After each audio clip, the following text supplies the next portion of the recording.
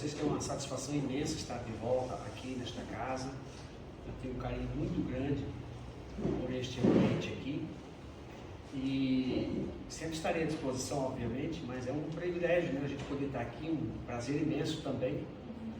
Mas lembrando um detalhe importante, é que eu sou apenas uma pessoa que saiu do banco aqui para vir falar alguma coisa daquilo que nós estudamos. 2. A palestra não é minha, não é de Gilberto, né? É do Mestre Jesus. Então, na verdade, a gente vem aqui, ou ousamos vir aqui, para falar um pouquinho daquilo que a gente estuda, e sim, em especial, no estudo sistematizado da doutrina espírita, né? Então é importante, quando temos o estudo da casa aqui, nós participarmos, porque ele tem tudo a ver com o tema da noite, né? O jugo leve é uma proposta de Jesus para nós, e a proposta não é da espiritualidade para vocês, é para nós. Inclusive eu que estou aqui, já vou ouvindo essa palestra algumas vezes para poder também me melhorar. Não é fácil. Se fosse fácil, nós não estaríamos aqui ainda, né? Mas vamos lá.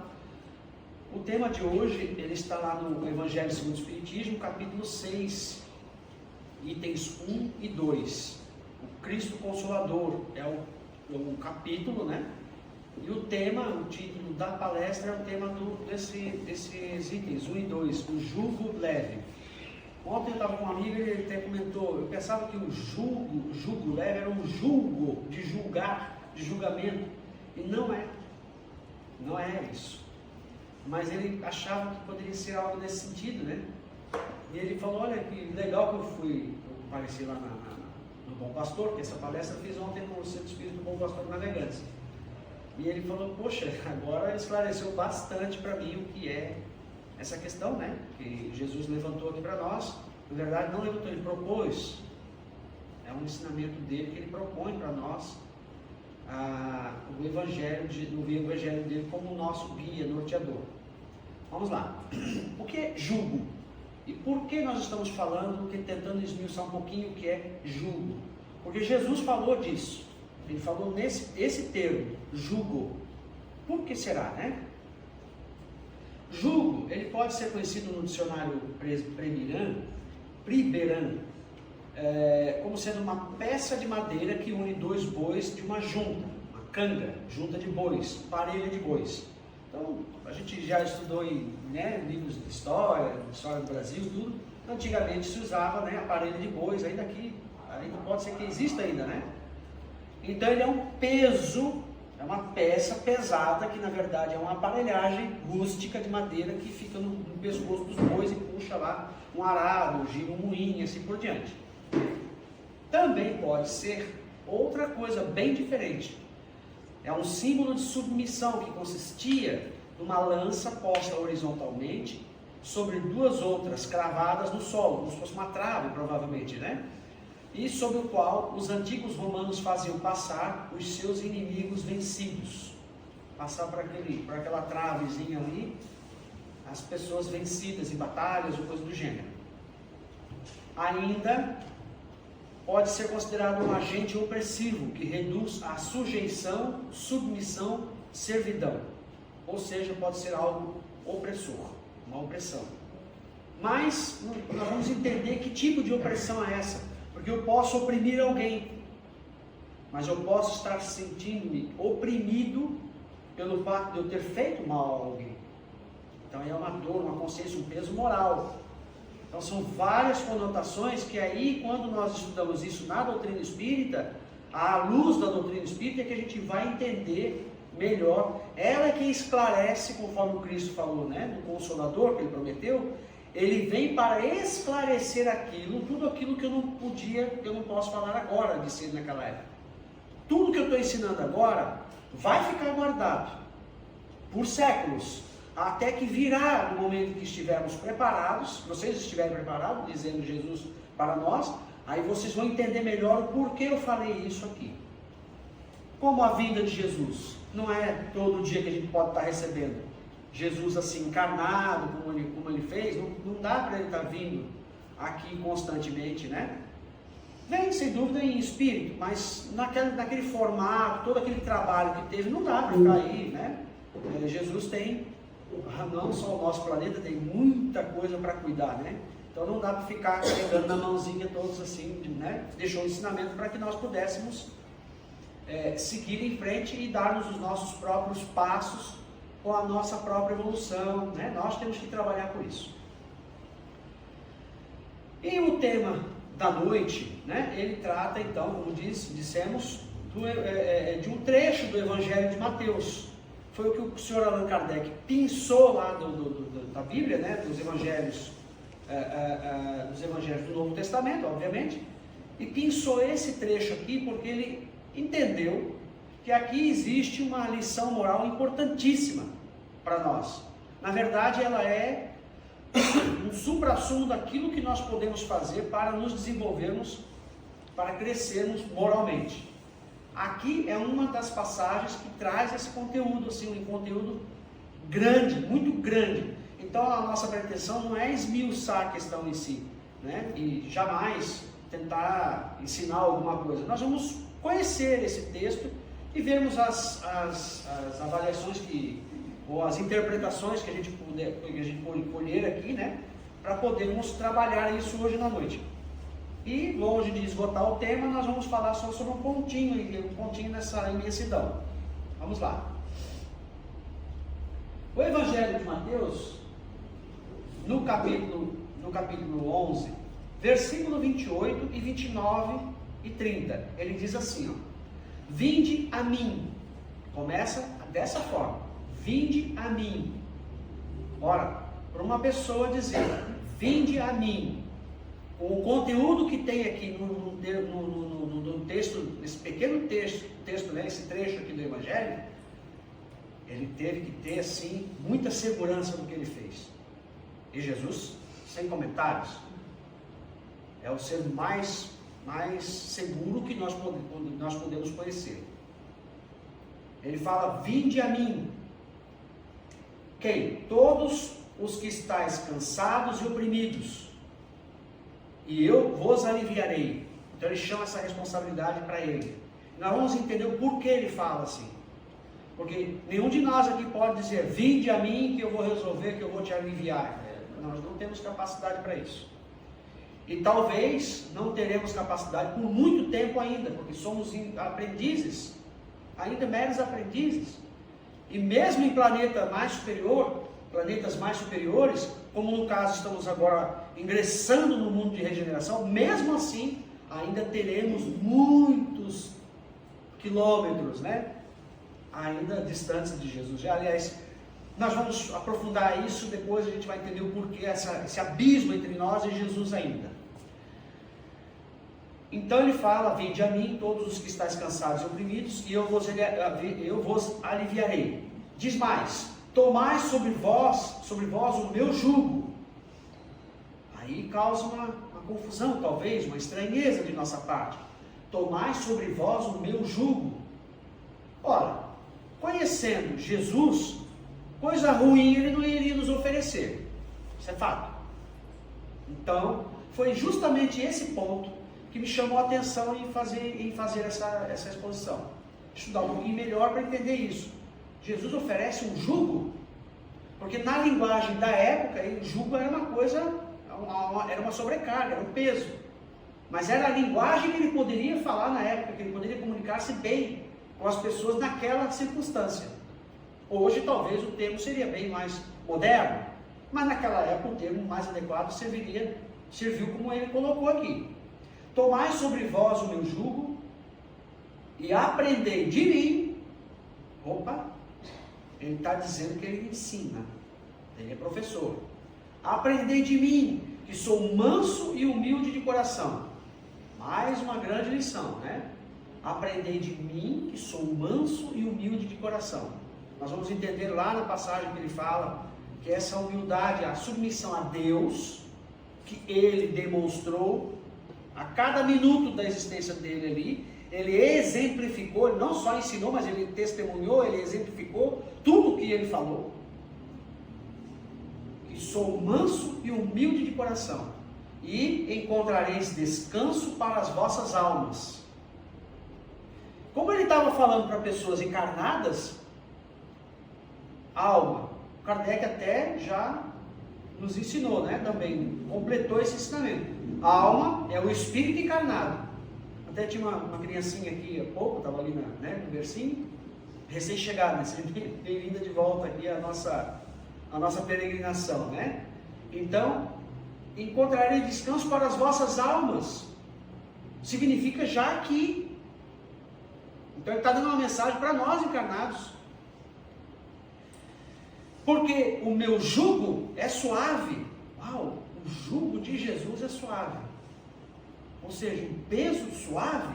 Então não tem peso. E o meu fardo é leve. Disso eu tenho certeza. Mas jugo ali é que me chamou a atenção. Mas vamos conversar um pouquinho melhor sobre isso. Dissecando o versículo 28 do Evangelho de Mateus, capítulo 11, ele diz assim: vinde a mim. Por que será que Jesus falou, vinde a mim? Por que ele chamou essa responsabilidade para ele? Porque eu não posso fazer isso. Na conotação, no contexto do enredo aqui do versículo, eu não posso fazer isso. Aliás, nós não podemos, com todo respeito, mas, porque o que Jesus propõe aqui é muito grande, é gigante para o nosso conhecimento ainda, né? Convidando-nos, Jesus espera que nos movimentemos para Ele.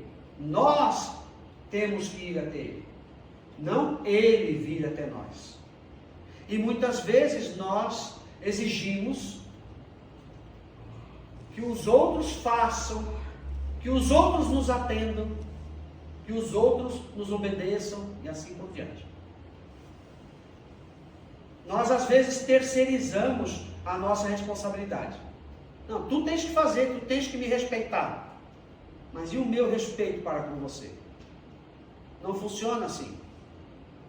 Você tem que me respeitar e eu esqueço. Quando eu preciso ainda falar, quando eu me sentir na necessidade de falar, eu quero que tu me respeites, tá, aquela coisa toda, ali a gente já começa a entender, se a gente pensar com a razão, dei uma canelada aqui. Não é assim. Cristo não fazia isso. Ele não apontava o dedo, vocês têm que me respeitar, não sei o que, ele não fazia isso. E como ele é mestre, modelo e guia, é aí que a gente tem que começar a elucidar melhor a nossa inteligência e a nossa moral. Eu estou exigindo e tal, peraí, amigo, vamos com calma.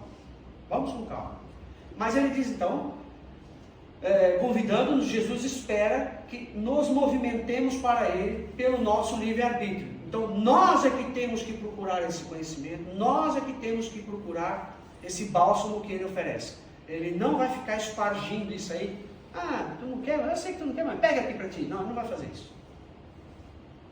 Então nós temos que aprender, aqui já começa essa lição, nós temos que aprender a correr atrás.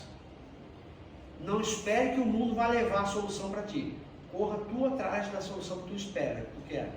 Né?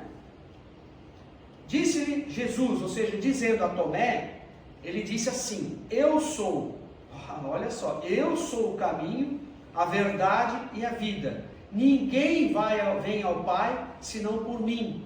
João 14:6. Por que será que Jesus fala, vinde a mim, eu sou o caminho, a verdade, a vida e assim por diante? Por que será? A resposta está bem clara e a gente vai encontrar isso numa obra chamada A Caminho da Luz. Aliás, nesta obra e em outras várias obras, né? O próprio Evangelho também já temos ali excelentíssimas elucidações. Mas uma das obras que vai falar algo estupefaciente para nós, né? Ou seja, A Caminho da Luz, ela vai nos dizer mais ou menos assim, ó. Quer dizer, algo semelhante a isso. Jesus é o Evangelho vivo, porque ele ensinou, praticou, exemplificou. Isso é fato. Não há uma vírgula que possa se apontar, Jesus errou ali, não tem erro. Ele é o responsável, e lá na obra A Caminho da Luz está escrito isso. Ele é o responsável pela gênese do nosso planeta. O que é a gênese de um planeta? É a criação desse planeta.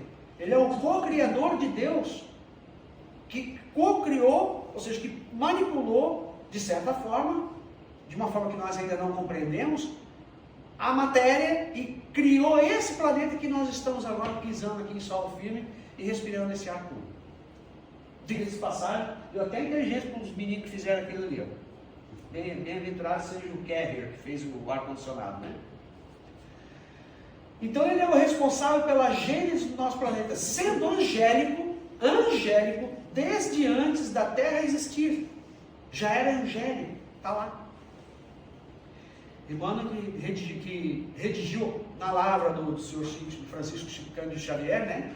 Pela psicografia de Chico Xavier, Emmanuel escreveu essa obra, né? Em termos evolutivos, ele é o ser mais avançado que conhecemos. Isso é fato indiscutível. Quer a gente acredite ou não. Não tem problema. Ah, não acredito. Não tem problema.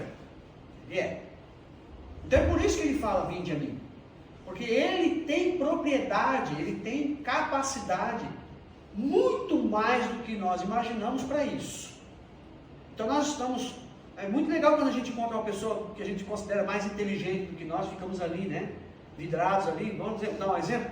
Não vou dizer mais inteligente, mas talvez com um cabedal um pouco maior que o nosso. Divaldo Franco, né? Nosso querido Di. O Chico Xavier também. Eu não tive a oportunidade de me encontrar com o Chico, mas com o Divaldo eu tive essa chance, graças a Deus. Ele é magnetizador, né? A gente está ali perto dele, ou assistindo uma palestra dele, meu Deus do céu, é impressionante. Se a gente vê na live já é incrível, né? Imagina ao vivo e a cores ali com o cidadão ali na nossa frente, né? Imagina Jesus, né? Imagina Jesus. Todos, ele fala, ó, vinde a mim quem? Todos os que estáis cansados e oprimidos. Quem são esses cansados e oprimidos? Somos nós ainda, né? Com a nossa volumosa bagagem de débitos do passado escuro ante a verdade. Escuro ante a verdade, porque nós ainda não conseguimos, né, trilhar como Jesus trilhou, pelo menos como outros espíritos mais evoluídos que nós, por exemplo, né? Vamos lá, Dr. Bezerra de Menezes, Joana de Ângeles, poderíamos até arriscar um palpite legal, ou seja, Manuel Filomeno de Miranda, que tem trabalhado herculeamente em nosso benefício, e outros tantos espíritos, né? Que nós vemos nas obras. Até mesmo o André Luiz, que fez um trabalho maravilhoso, né, nessas obras que ele escreveu através do Chico Xavier, também é falar de Nosso Lar, para mim, eu sou suspeito, eu adoro Nosso Lar, né? Pena que eu não estou ainda conseguindo um ingresso para chegar lá, mas quem sabe um dia. Mas vamos lá. Então somos nós, com a nossa bagagem volumosa, de débitos do passado escuro ante a verdade. Além dessa bagagem, ainda padecemos de vários sofrimentos. E é sofrimento, não é só defeito, é sofrimento também. Ou seja, misérias, decepções, ainda nos decepcionamos, né? Ah, o fulano tal, me decepcionei com o fulano. O político tal, o administrador tal, o reitor tal, sei lá, o professor tal, ainda a gente se decepciona. O filho, com a mãe. Quando nós nos decepcionamos, que decepção? A nossa. É decepcionante nós nos decepcionarmos com as coisas. Ah, me decepcionei com a empresa de aviação, atrasou o voo. Que decepção. Poxa, poderiam ser mais corretos, cumprir o horário, né? Atrasou o voo. O governo poderia ser mais eficiente, essa rodovia está um caos. Que decepção. Poderia ter chego mais cedo. Poderia ter chego mais cedo. Aí chego mais cedo, me envolvo num acidente, perco a vida, perco a existência. Ainda fico lá reclamando, lá no meio do trânsito. Furou o pneu. Meu, que decepção. Pneu ruim, comprei, furou, estourou o pneu. Que decepção. É Deus agindo ali, te livrando de um acidente pior lá na frente, poderias perder a vida, ou matar alguém, na verdade, né? Fazer alguém desencarnar. Vocês conhecem alguém que morreu ou não? Conhece alguma pessoa que morreu recentemente? Vamos lá, recentemente, conhece alguém que morreu recentemente? Sério, morreu? Ah, estás brincando. Alguém morre? Não, desencarnou, né? Desencarna, o espírito continua vivo. Então, quando nós nos decepcionamos, oh, que decepção a nossa, né? Nós nos decepcionarmos. Quero dizer para vocês que isso é muito difícil da gente lembrar e corrigir isso. É muito difícil. nós reclamamos ainda uma barbaridade. E esquecemos de ler lá no Evangelho, na Gênesis, na obra do Céu e Inferno, né? No livro dos Espíritos, que espíritos superiores como o nosso anjo da guarda não se decepcionam conosco. Não resmunga, não reclama, não sente raiva. Quão distante ainda estamos, apesar de sabermos que esse é o objetivo. Nós temos ainda o restante da nossa existência aqui para tentar nos despojarmos das nossas decepções. Não sentir mais decepção. Ah, então quer dizer que se acontece alguma coisa ruim eu tenho que ficar feliz? Alto lá, ninguém está falando isso. Ninguém propôs isso. Cristo não propunha isso também. Não é isso. Mas é parar para refletir um pouco melhor sobre isso. A prece.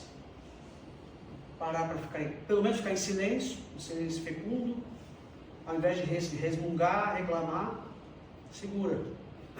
Eu aprendi, a duras penas, às vezes chegava uma mensagem que eu não gostava no celular, por conta do meu trabalho, o cidadão lá reclamando e tal, gostando. Já vou responder já. Comecei a parar, não. Mandou lá, me cutucando, reclamando de mim e tal, não vou responder, agora não. Mesmo que eu não tenha essa necessidade, essa obrigação, faca no pescoço, tem que responder agora. Eu vou parar para pensar um pouquinho mais no que é que eu vou falar para essa criatura. Porque às vezes ele está coberto de razão, e eu com raiva, querendo retrucar, não admitindo o meu erro, vou lá dar uma ferroada no cidadão. E aí, ao invés de produzir algo bom, eu estou complicando a situação. Então chegou uma mensagem meio estranha ali, não responde já.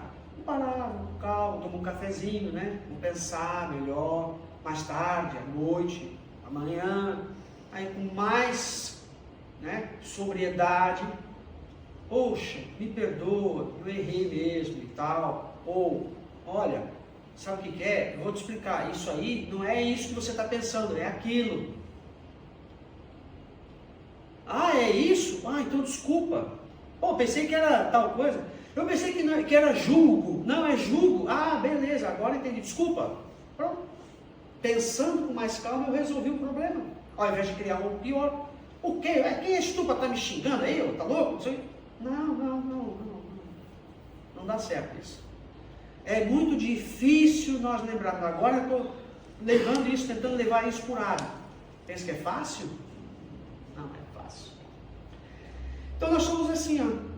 Nós temos vários sofrimentos, que essas misérias, decepções, dores físicas, perdas de seres amados, tudo isso ainda a gente sente, dói em nós. E quando dói, aí está o problema, a gente precisa trabalhar isso. Por isso que Jesus vem e fala o que ele falou aqui, né? No Evangelho de Mateus capítulo 11, os versículos 28 a 30. Aqui já tem uma saída boa para isso. Ele diz ali, ó, e eu vos aliviarei. Por que ele vai aliviar? Porque ele é o Consolador, não porque ele vem tirar a nossa dor, mas ele vem para ressignificar a nossa dor. Vamos dar um exemplo, né? Se eu furou um pneu ali e eu não cheguei a tempo, cheguei atrasado, ao invés de eu ficar reclamando, que azar, com o ensinamento dele, da mansuetude, da paciência, da resignação que ele propõe, em toda a gama de ensinamentos dele, ao invés de eu ficar reclamando, eu vou pensar, esse pneu furou, pode ser que o anjinho da guarda veio ali, botou a agulha ali e furou. Ou colocou aquela pedrinha mais ali, deixa ele furar o pneu ali. Porque lá na frente ele pode se estrepar. E nós queremos ajudá-lo. É assim que funciona. Ah, mas não acredito, não poderia ter uma forma melhor? A gente quer o quê? Que ele se materialize e fala assim, ei, para lá, alto lá. Ei, meu filho, sabe que tu vai se arrebentar lá? Segura aí, respira um pouquinho. Ele não vai fazer isso. Nosso anjo de guarda não vai fazer isso. Já pensou se os nossos anjos de guarda ficassem se materializando por aí e vindo dar uma lição ali? Como é que a gente ia resolver? Ele vai ficar encarnado, né? Ele já vai ficar encarnado também. Aí ninguém vai querer mais deixar ele voltar, e aí vai ser uma confusão só. E depois a nossa evolução não acontece. Quando nós usamos muita cola, para responder às provas, nós não aprendemos. Vocês já imaginaram ser operado por um médico que só colava nas provas? O camarada não sabe operar direito, porque ele não estudou, ele colou. Vocês confiariam no filho, a mãe, ou até você mesmo, um cidadão que só colou nas provas? É difícil. É preciso que essa pessoa realmente demonstre capacidade para que ele possa fazer bem feito o trabalho. Uma cirurgia não é brincadeira. Então, o nosso anjo de guarda não pode vir aqui, não, faz assim, esse negócio de consultar ali, vou consultar o oráculo, meu mentor e tal, não. Deixa eu parar, pensar. O Cristo já trouxe o ensinamento, deixa eu fazer as melhores escolhas, deixa eu trabalhar em mim mesmo essa reforma íntima que eu preciso para poder evoluir. Senão não acontece a evolução. Não acontece. A contabilidade de Deus ali, vai falar, Dico, mas senão... eu queria ir para o nosso lar, lá não dá, meu querido, você não cumpriu aqui os requisitos. Não, mas eu fiz. Pois é, tu diz que fez, né? Mas alguém estava lá te soprando, aí não funciona assim. Não foi a tua escolha, tu foi induzido aí a seguir tais caminhos. É assim que funciona. Por incrível que pareça, mas é. Versículo 29, continua Jesus falando assim, tomai sobre vós o meu jugo. Ai meu Deus, esse jugo deve ser pesado, não? Imagina. Deus é muito forte, Jesus é muito forte, né? Está carregando um jugo. É que na época de Jesus, os judeus viviam sob o jugo de Roma. E como Jesus falava por parábolas, ele usou essa expressão para exemplificar de forma mais clara os seus ensinamentos. E, apesar da palavra jugo significar opressão, sujeição, submissão, servidão, fato é que o jugo de Jesus representa o seu evangelho, que é leve. Isso é a maneira como ele falou, como ele queria se expressar, para poder fazer aquelas pessoas entenderem, né? São expressões particulares, aqui nós temos as nossas expressões. Vou falar, por exemplo, aqui de aipim, lá no Nordeste é macaxeira. São palavras diferentes para tentar representar aquilo que a gente quer, né? O objetivo que a gente quer dizendo aquela expressão, né? Então, com a prática do amor e da caridade, o fardo fica suave, o nosso fardo fica suave. Isso a gente já sabe, né? Na verdade, a gente já sabe. Agora, no vértice aqui, na ótica, né? do contexto desse tema aqui, é que a gente vai fechando alguns detalhes, né? Esse quebra-cabeça. Então, é assim que funciona. Por isso que Jesus falava desse jugo leve, né? E aí ele diz ainda, e aprendei de mim que sou manso e humilde de coração. Vejamos, Jesus é o exemplo maior das virtudes que nos conduzirão à angelitude. Ele é o exemplo. E assim, nós temos que aprender. Não tem como conquistarmos alguma coisa por meio de atalhos.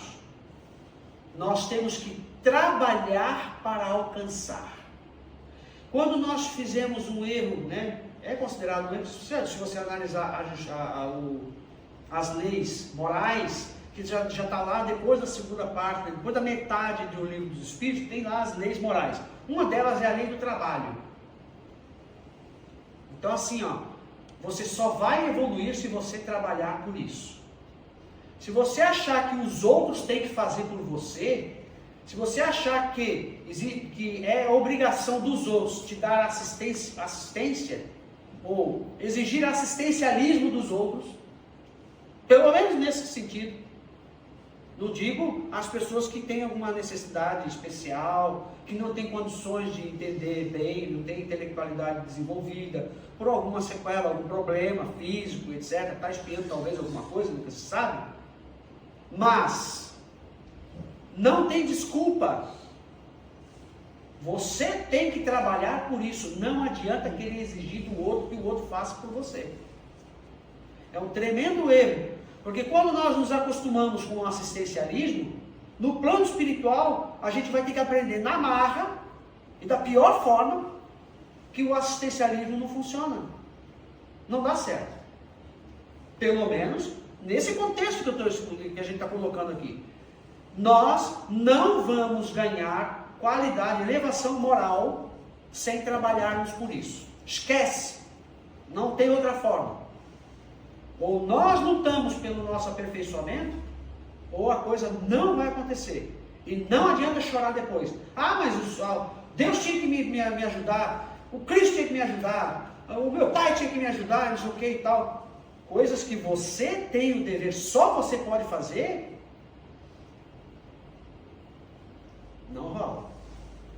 Lamento muito, mas talvez, não acredito, né? Esse cara aí tá doido, fala, tá louco? Tudo bem. Aí chega no outro lado lá, né? Avisado nós estamos sendo, né? Porque ele fala isso. E o Allan Kardec, para complementar isso, essa e outras várias perguntas ele faz nesse sentido. Vejamos, questão número 119 de O Livro dos Espíritos. Não podia Deus isentar os espíritos das provas que lhe cumpre sofrer para chegarem à primeira ordem?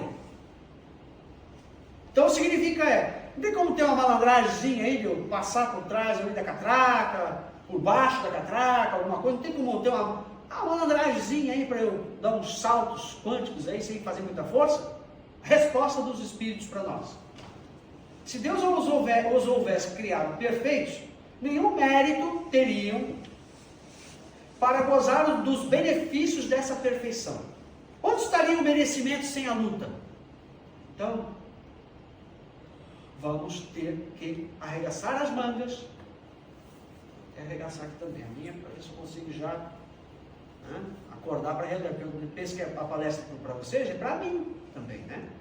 Mais ainda para mim que estou fazendo aqui para alguma coisa está me sinalizando aqui que eu tenho que fazer. É arregaçar as mangas e correr atrás. Não adianta jogar na mão do irmão. Não, você tem que me ajudar, porque não. Se você tem um corpo sadio, uma inteligência, né? Eu não sei muita coisa, eu sou analfabeto. Não, mas a doutrina espírita não foi feita para catedráticos. Ela foi feita para aqueles que têm boa vontade. E boa vontade não se exige QI elevado. Se exige boa vontade mesmo. Não tem desculpa. Mas eu não sei, eu não estudei para isso, não sou inteligente e tal. Não tem essa conversa, não rola também, não funciona. Ou seja, essa desculpa não cola, né? E finalizando, ele diz que, com tudo isso, né, tomai sobre vós o meu jugo e aprendei de mim, ou seja, vamos estudar, né? Aqui na casa tem os estudos, né? Segundas-feiras tem o estudo da casa, vamos participar, dá tempo da gente aprender tanta coisa boa. E detalhe, a gente vai estudando na casa, as modificações, as nossas mudanças, pequenas mudanças vão acontecendo. A gente já vai se sentindo envergonhado com erros ali, que cometia, ainda fica talvez patinando em alguns que ficam pendentes, mas chega uma hora que a gente vai ter que quebrar aquela hegemonia errada ali, quer dizer, aquele erro, né? Quebrar aquele erro e seguir outro caminho. Uma hora tem que mudar, gente, né? A gente tem que mudar. E isso acontece quando nós estudamos a doutrina espírita. Porque aí a gente já vai vendo, está batendo tanto nessa tecla ali, o Evangelho batendo tanto nessa tecla, por exemplo, né? O Livro dos Espíritos ensinando. Acho que está na hora de eu mudar. Então ele disse que... Só citando como exemplo, a leitura do sinal verde que a gente fez na abertura, em torno da felicidade, não sei se vocês repararam, mas foi a terceira vez seguida que caiu essa leitura para a gente. E a felicidade a gente só conquista ela com esforço. Com esforço, como ele fala, né? Amor. A verdadeira felicidade, exato. Amor, trabalho. Trabalho com amor, né? Eu Trabalho. falo que é ali que você vai conquistar mesmo uma felicidade, consciência tranquila, ali que você encontra a verdadeira paz. E a gente tem a chance, tantas vezes aparece para nós pequenas chances, pequenininhas ali. Né? Caiu uma caneta no chão, vai lá, ajuda a pessoa. Às vezes a pessoa pode estar com a coluna ali, ninguém sabe, né? Ali junto, faz alguma coisa, qualquer coisinha que a gente puder fazer. O garçom veio, a garçonete veio no posto de gasolina, caiu no posto de gasolina ali, o menino estava atendendo ali. Boa noite, bom trabalho, amigo.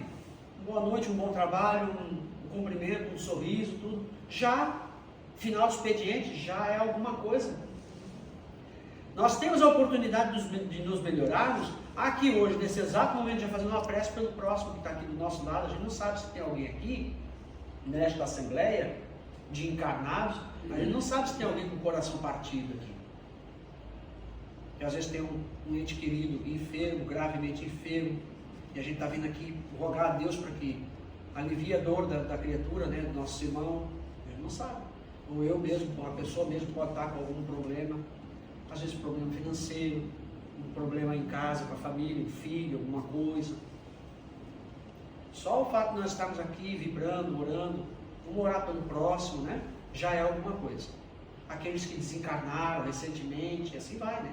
Quanta coisa boa a gente pode fazer aqui nesses minutos que nós estamos aqui. Os bons espíritos nos dizem que não devemos ter ódio, ciúmes, ambição ou qualquer outra paixão que provoca infelicidade entre os homens.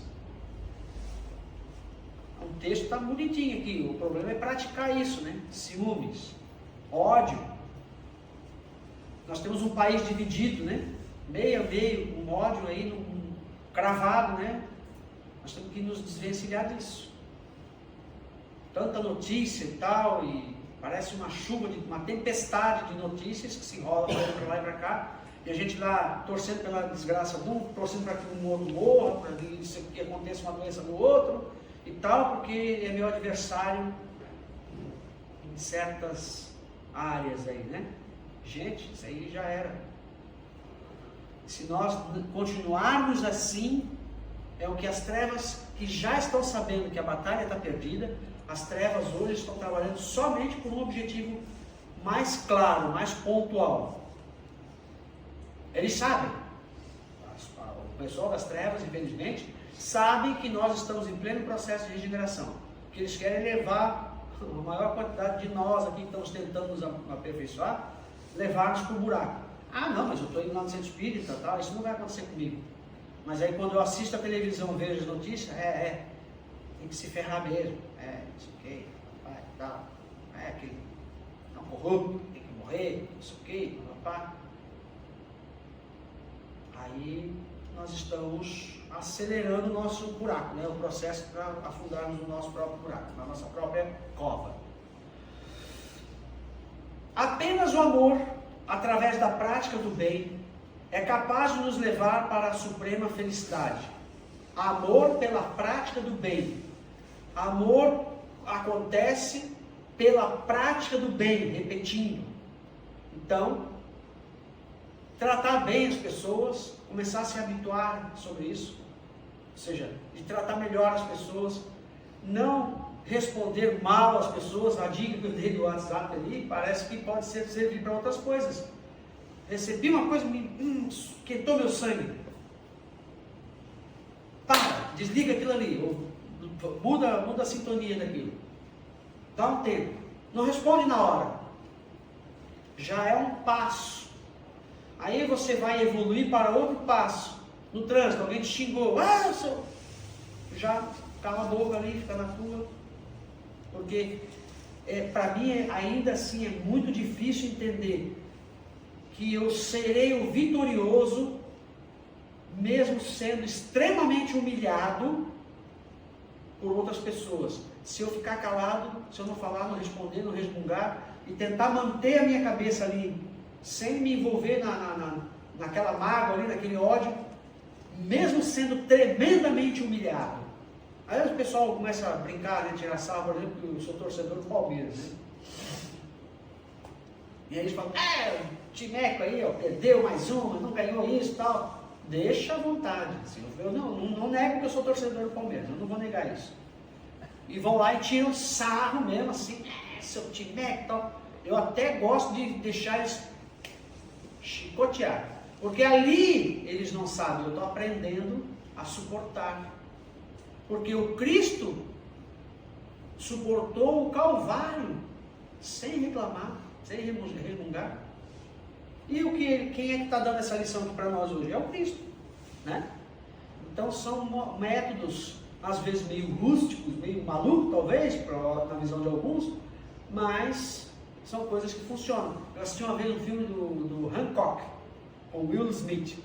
O Hancock chegava assim, um personagem, um herói meio maluco assim, né? chegava quebrando tudo, e quando ele voava, quando ele aterrissava, voava e aterrissava num lugar e quebrava o piso, o asfalto, arrebentava tudo. Se pousasse numa casa, quebrava a casa.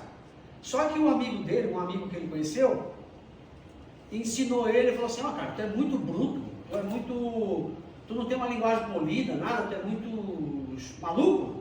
Chega assim, quebra as coisas e tal, tá, tudo bem, tu podes até prender um bandido, por exemplo, mas tu arrebenta tudo, não fala com as pessoas, vai lá, entrega, joga o criminoso lá e... Não é assim.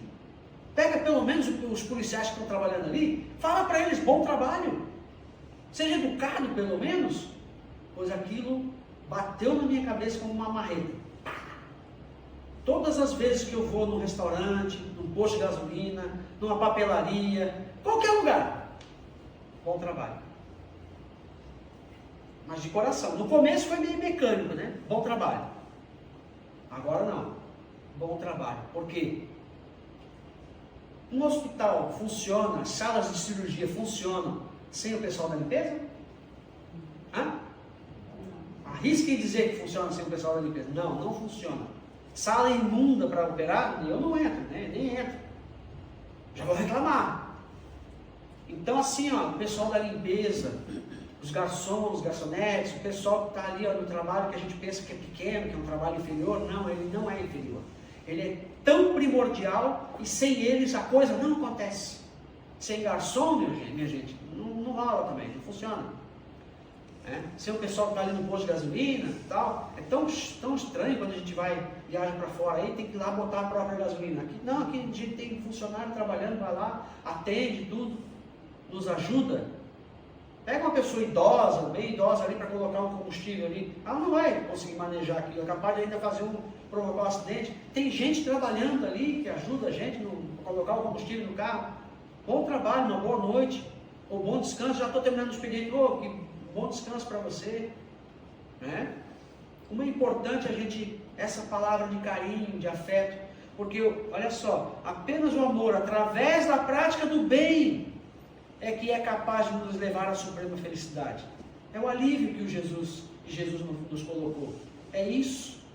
E temos que nós fazermos isso. Não adianta eu chegar lá, paguei, virei as costas e vim embora. Eu cumpri meu objetivo, meu dever, eu paguei.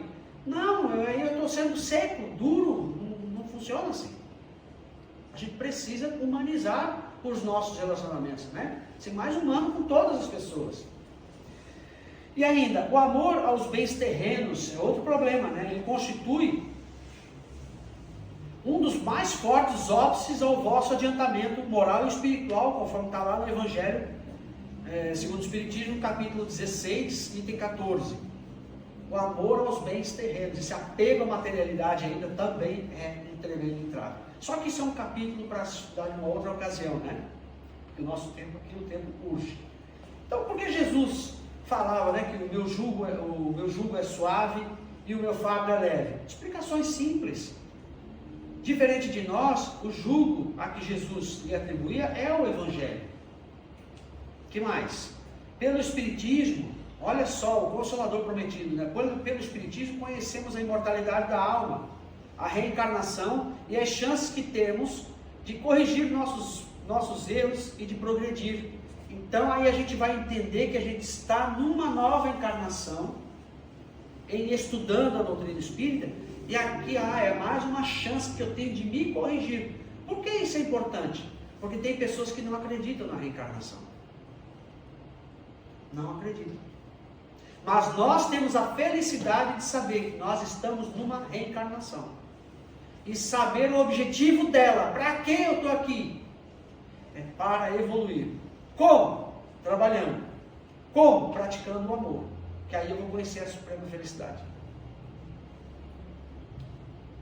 Esta mesma doutrina, que é a doutrina espírita, né? Ela clarifica o Evangelho de Jesus e nos ensina como despojarmos das nossas chagas morais e também nos ensina a prática da caridade. A verdadeira caridade, conforme enxergava Jesus, como está lá uma das questões do Sr. Allan Kardec. E ele disse que os espíritos responderam, Jesus enxergava a caridade como o BIP. benevolência para com todos, indulgência para com as falhas alheias e o perdão das ofensas. Né?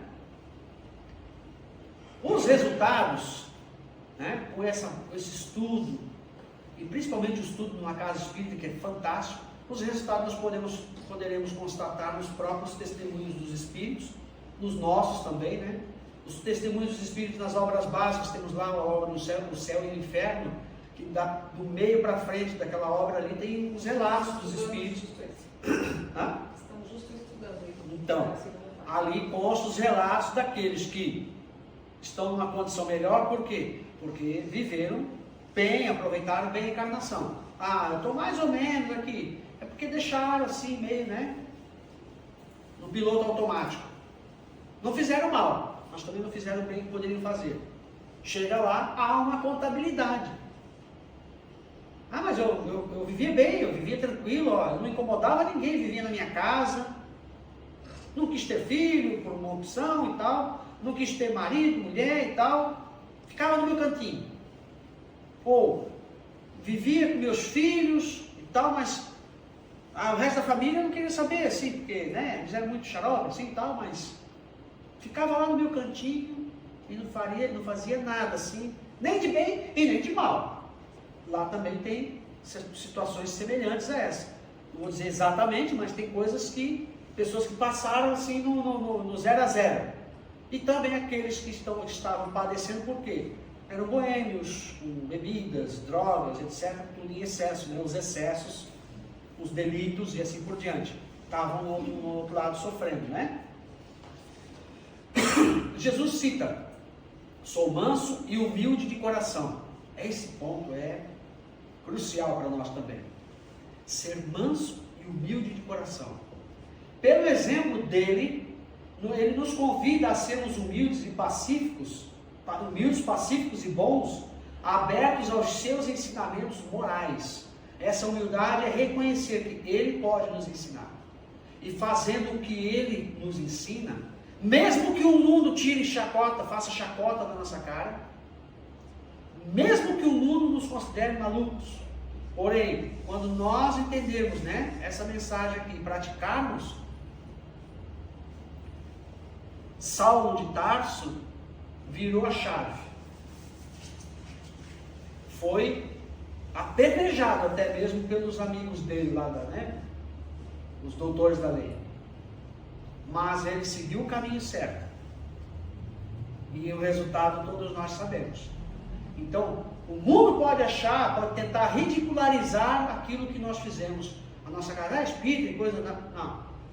Vamos continuar no caminho que ele está certo. Né? Esse caminho nos ensina a fazer o bem para o próximo.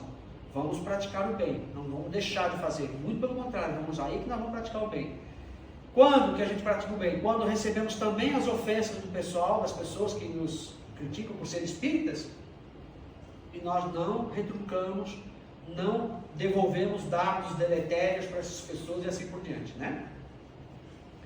O que mais? Os humildes, por se curvarem aos desígnios divinos, não se julgam superiores.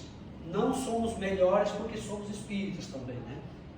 Conhecemos a realidade do mundo espiritual, coisa que outras religiões não entendem.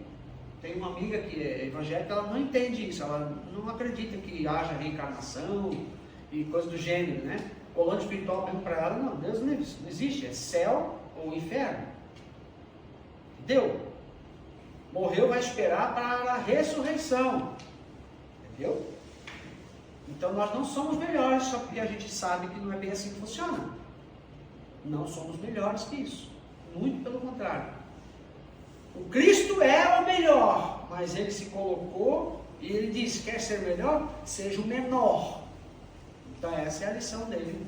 Ele, o melhor de todos nós aqui, se fez pequeno do nosso lado, ombreou aqui, ó, andou ombro a ombro conosco, convidou pessoas bem humildes lá na época dele, poderia convidar os catedráticos lá da época para tentar ensinar o povo, mas não. Né? Que exemplo de humildade tem Jesus para nos ensinar, né? Sendo espíritas mansos e benevolentes, captamos a essência das verdades imortais por inspiração superior. Por quê? Porque aí nós nos permitimos sermos auxiliados por espíritos superiores que vêm sim em nosso socorro, desde que assim o façamos, ou desejamos. Ah, o senhor sabe chão, eu sei tudo. Aí fica difícil para ajudar. Não, eu não sei tudo. E por mais que eu estude, por mais que eu seja um Chico da vida, um Chico Xavier da vida, um Divaldo, com grande experiência, conhecedor, olha o exemplo deles. Não se colocavam como seres superiores em lugar nenhum. Estavam sempre servindo a tudo e a todos. Divaldo, com 98 anos, ele estava ali, sempre participando das coisas. Estava na televisão, na internet, direto. Eu acho que o senhor não comia nem bebia, porque ele estava sempre em atividade. Sempre auxiliando. E detalhe, tá? Detalhe. Vão lá na Mansão do Caminho conhecer o trabalho deles. As milhares de crianças. O Divaldo foi pai de quase 600, aproximadamente 650 crianças. Eu já estou coçando as minhas pulgas, né? Com dois bebês aí, com 2 filhos. Imagina o Divaldo de 600 e pouco. E que não eram filhos biológicos dele, ainda mais tem mais essa. Olha a coragem desse homem, a grandiosidade do coração dele, né? Tais inspirações ocorrem ainda que, na reencarnação, nos apresentemos desprovidos de maiores conhecimentos intelectuais. Então, voltamos a dizer, não é necessário ser inteligente, assim. Fulano é inteligente, ele vai conhecer melhor isso, tal. Eu não sei, para mim não dá, e tal. Dá, sim. Doutrina espírita ensina a todos, aos mais simples e humildes. Por quê? Porque ela exercita o pensamento. Eu não sei ler. Tu sabe ler, né? Então, lê aqui para mim como é que tá. Bom, se fazer caridade não é só dar alimentos, comida e tal, é também um abraço, uma oração e tal. Isso eu sei fazer.